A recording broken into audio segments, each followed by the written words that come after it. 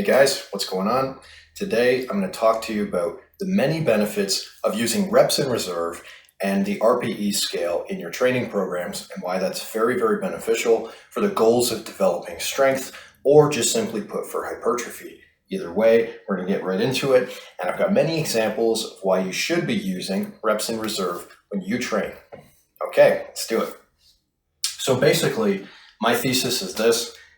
It's just a logical programming tool. It just makes sense that at a certain point in your training, when you're picking up heavy objects, putting them down, it is wise, maybe from a safety standpoint, not to go all the way to failure. You can think of many examples such as a back squat or when you're doing a bench press where if you go a little bit too close to the edge, you might finish the rep in a set if you're trying to train a failure, but at the same time, you might also fail a rep.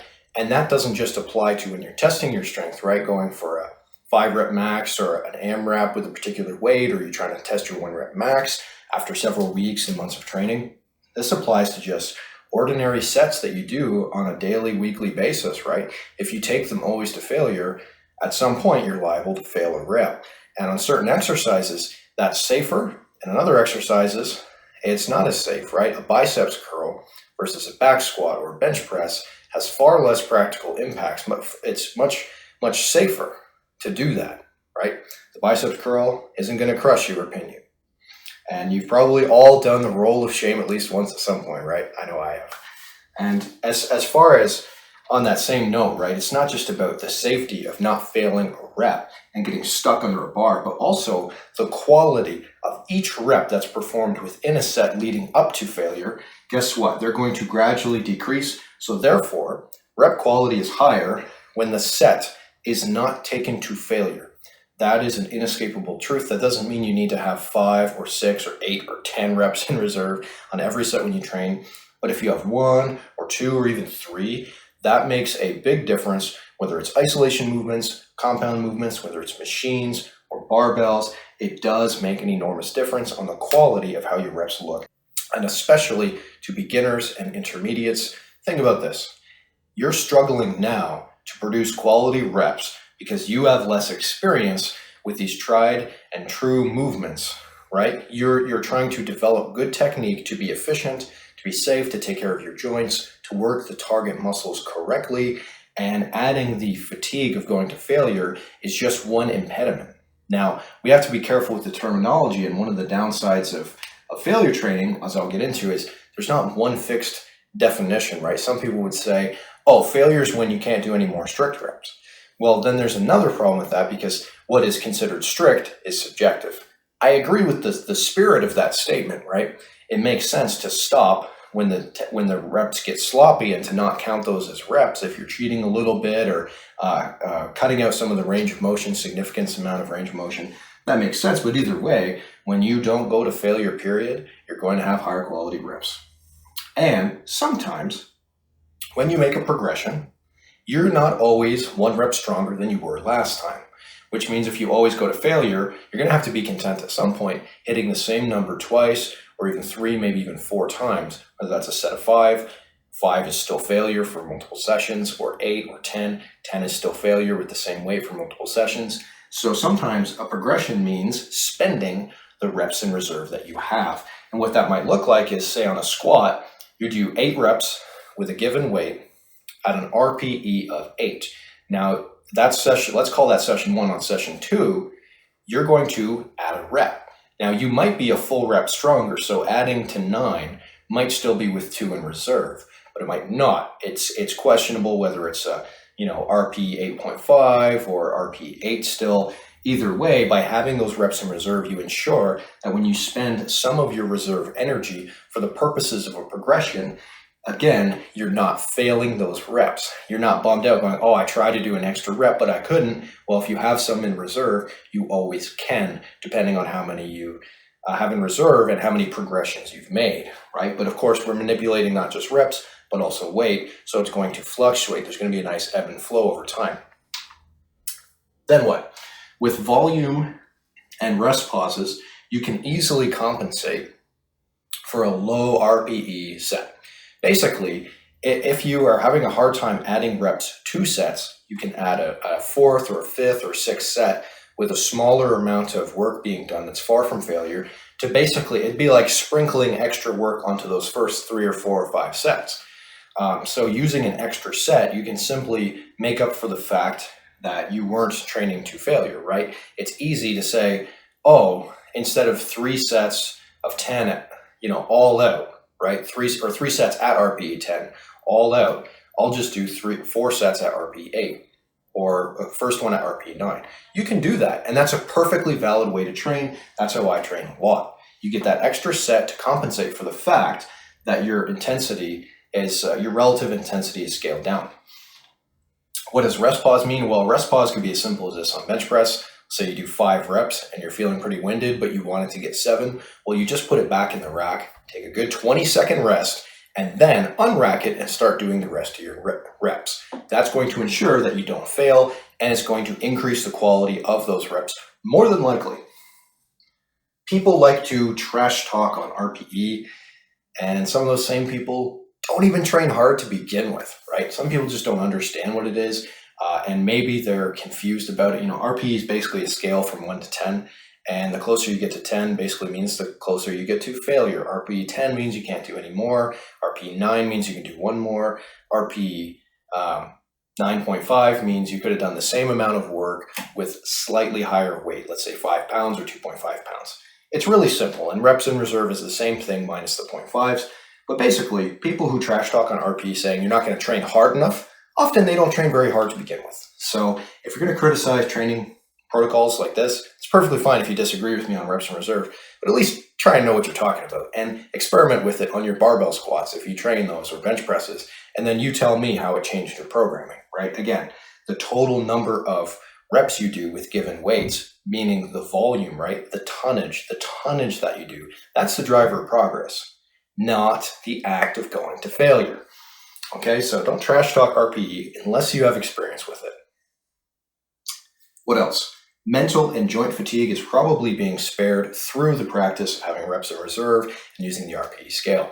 So if you do a set of 10 reps on squats and it's basically on the edge of failure, those last few reps aren't going to be very good. And that's not just about the hypertrophy consequences. Your joints, right? If you're butt winking more, or you're compensating more, or your knees are caving in more on the squat, you're going to feel it. It's going to feel worse. Or if you're doing more of a good morning squat, that's going to feel worse than if you had cleaner reps with a bar speed that moves a little bit faster, better depth, okay, better control, better breathing and bracing. And that might just be a voluntary thing, right? Not necessarily proportional to the weight, but either way, your joints are probably going to be spared through having some energy in reserve. And mentally too, it's exhausting when you go to failure every set.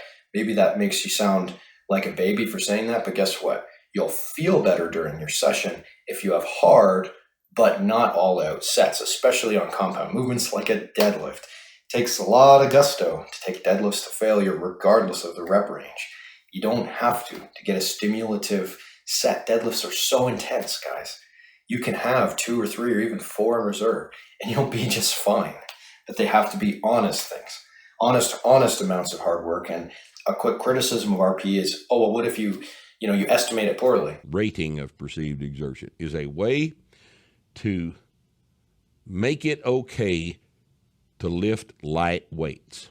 Well, guess what? If you're adding weight and reps week after week, month after month, eventually you will be accurate through experience, or the simple fact that you're adding tonnage is going to make you stronger, even if for the first month you were training kind of like a baby. Okay, so as long as you're still adding progressions, if you start out training like a baby with bad RPE estimates, eventually it's going to be hard enough to make gains.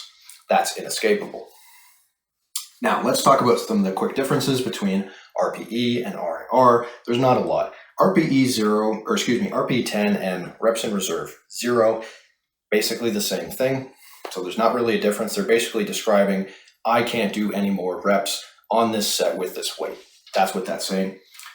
Reps in reserve basically is just looking at the absolute quality of it. Now that's not or quantity of it, of how many reps, right? Oh, could you have done 3 more? Okay, let's call that 3 in reserve. Hey, do you think you could have done 10 more? Okay, we'll call that 10 reserve or 15, or, you can speak hyperbolically while using this. And I like to ask my clients, hey, how'd that stuff feel? Did it feel like you could do this many? Okay, what about this many? And even if their estimates aren't right, it's still useful information for me as I'm making their program, especially early on, when I don't know how strong a person is because I haven't worked with them for months yet. Then RPE it's a little bit more powerlifting focused, but it does help ensure rep quality. And then there's the 0.5s, right? One of the big differences is that it can use 0.5 scores. Not everyone does that, but some people do. And what an 8.5 or a 9.5 means is that, yes, I could have got the same number of reps that I did, but with a very slightly heavier amount of weight, because sometimes you can do 5 with more weight without being able to do 6 with that previous weight, if that makes sense. RPE is basically it just makes sure that the way you load your weight for your sets is appropriate. There's not much else to it, right? They're very, very similar tools. You can use both for strength training, hypertrophy, right? It makes more sense to use RPE scale for like a powerlifting context or barbell training context. Not necessarily, it's not necessarily wrong to call it RP8 on a set of biceps curls, but it's up to you how you use that, right? They're both basically the same tool. Okay. Now the use for strength and compound movements, we've already talked about it quite a bit, but I'll just go through some other points. It stops you from overworking yourself, and on the deadlift, squat, bench press, and even barbell rows and military presses, you need to not overwork yourself. Okay, when your reps are falling apart, when your joints are getting beat up, you need to look at your quality, record your footage, have someone look at your technique and range of motion. Do you actually have control over the weight? Because it matters.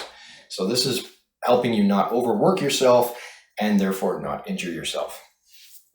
It also tells you basically to add volume when the quality's down, right? So a good example of this, one of my clients was doing, a female client doing band assisted chin-ups. She was able to do 3 sets of 7. It was difficult for her to get to the end of those sets. They were very close to failure, struggling with the technique still. It's a new movement for her. So what I did was I had her do 3 sets of 6 and a set of 5. When you do the math, that's 21 reps with the 3 sets of 7 versus 21 reps versus 23 reps, okay, with the same weight with those 3 sets of 6 and the 5. So a total volume progression of 2 extra reps, which is basically like almost 10% more volume at the same given weight. It's really meaningful, even though each of those sets leading up to the 4th one was a little bit easier. And that's a great way to use volume to make up for the fact that you can't always just add a rep, right? Helps manage technically demanding fatigue. We've been over that already. The more technically demanding an exercise is, the more you have to gain by not going to failure. That just makes intuitive sense. RIR, RPE helps you have good warm-ups, right? So if you hit a warm-up, probably would make sense not to hit a warm-up at RPE 9, right? Like basically to failure. If you're going to do a warm-up set, you should be focusing on technique. You should be treating the weight like a heavy weight, like it's a true stimulative set. And then in addition to that, you should be thinking, well, I don't want to work myself too much. So go until you get a juicy pump, do like 8, 10, 12 reps, maybe multiple warm-up sets of 5 or 3 if it's a squat or a bench. It's up to you. There's more than one way to do this. But either way, you want to get blood flowing, get those muscles stimulated without exhausting yourself, and focus on your technique to make sure you're ready to go for that heavier work. But really, guys, one of the key takeaways, don't obsess over it. It's okay if your estimates are slightly off, or if you don't always write down what your RPEs are for a given set. That's okay. I don't always necessarily do that. But when you think it's critical, like it's your first time using a new weight, you just went up 5 pounds on the bench or squat, yeah, take in your RPE. That might be useful to refer back to that for your next few sessions, right? So don't obsess over it. You don't have to be 100% accurate for it to be effective. It's just a good training practice to have some energy in reserve in general. For isolations and compounds, speaking of isolations, yes, they can have reps in reserve. Yes, they can. Failure is actually not necessary for hypertrophy. It's not, or strength. I've got a video talking about refuting common hypertrophy practices. You guys will see that in the next couple of weeks, but basically, accumulating tonnage, the same logic applies to your biceps. If you accumulate more reps with 30-pound dumbbells, right? You go from 40 to 42 to 45 to 48 to 50. Guess what? That's a progression, even if you were doing different numbers of sets to achieve those total reps. Okay, you don't actually have to go to failure, but pushing yourself harder on a weekly basis, that is. Isolations, using it, this is going to allow for smooth transitions, right? Like going up 5 pounds on lateral raises or going up 5 pounds on biceps takes a while. So for you to make some nice smooth transitions when you're using a new weight or the same weight to add some reps, you can selectively choose which of those sets that you're going to add reps to. And you can basically spend your reps in reserve wisely so that you can work harder, knowing that, boy, it's going to take a while before you can add 5 pounds to an isolation movement, particularly if you're working with dumbbells. You don't have to for isolation exercises. It's just a common practice to do that, especially for home gym guys like myself. All right, and technique, it can fall apart on curls and lateral raises. We've all seen it, right? Doing stuff like this instead of nice, strict, smooth reps, or same thing, instead of a nice, strict curl or a nice, strict seated curl, people are doing this, or they're not going all the way up, they're just going halfway up. Guys, if you get out of this mindset of you have to go to failure to grow, you're going to see some more quality reps, and your joints are going to feel better, and you're going to work with weights that are more appropriate. And that is such a huge benefit. Okay? So trust me, technique can fall apart even on exercises that aren't as technically demanding as the compound movements. And machines, of course, there's less benefit to having reps in reserve. So if there's going to be something that you dogmatically take to failure, it would be like isolations and specifically machines, right? That would make sense, right? There's very little deviation. It's a, even a cable isn't that technically demanding. Well, it gives you a lot of freedom, right? More than other types of machines, but still, okay, machines, generally speaking, yeah, there's definitely a lot less to gain from having energy in reserve. And that really covers it, guys. I don't want you to overthink this. Just think that I want you to change your mind if you are dogmatically going to failure on every exercise or on all of your isolations and all of your quote unquote accessories, whatever. Or even if you're going to failure on compound movements. It's not 100% necessary to grow or get stronger. So get used to maybe having an additional set at the most, or just having 3 or 4 quality sets per session, regardless of your frequency, where there's a little bit of energy in reserve, where quality, that's the name of the game. Okay, technique, technique, technique. You don't have to be form police, and there's no such thing as perfect technique, but when in doubt, try and impress people with how your reps look. Okay, otherwise you'll develop some pretty bad habits. Thanks so much for joining me. I hope you guys enjoyed this one, and I'll see you next time.